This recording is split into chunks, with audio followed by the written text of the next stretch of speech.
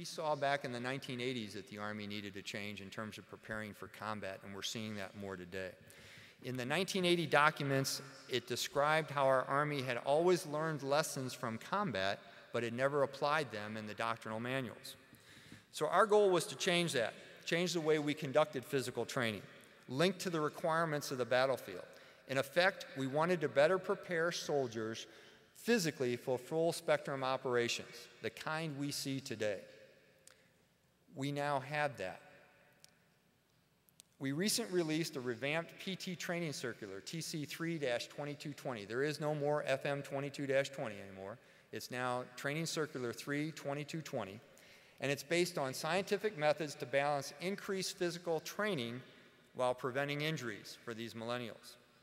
Unlike the FM 2120, this new TC promotes an athletic training model that supports the tactical athlete. It integrates strength, endurance, and mobility to ensure a balanced training program. It prevents overtraining of one component over another. It's not laced with P90X or CrossFit or insanity, but it's a pretty damn good manual that results in progressive loading of soldiers. We changed much of what we refer to in the toughening phase in an effort to reduce injuries. We've added core and hip stability drills in an attempt to reduce stress fractures. We've included guidance on overtraining syndromes, overreaching, overuse, high-intensity training sessions, multiple training sessions, and corrective action. This was especially tough with the older drill sergeants to incorporate with the younger recruits. We've revamped conditioning drills.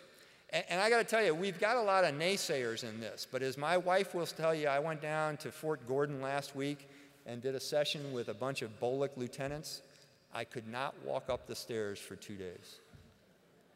And what was interesting about that session is as I was doing this very intense conditioning session straight out of the manual to the T that we were teaching these young lieutenants about, I was watching 2 units in front of me that were operational units from FORSCOM doing what I always used to refer to as grab ass and volleyball.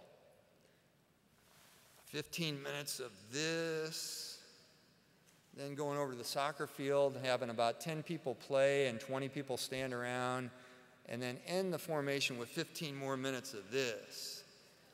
It's not physically right, and it doesn't improve. So while I was working out with these young lieutenants in a very intense environment, I was watching an operational units. What concerns me is those lieutenants are going to go to their operational units, and unless they hold firm and say, here's what we learned, here's what's in the doctrinal manual, it will be lost.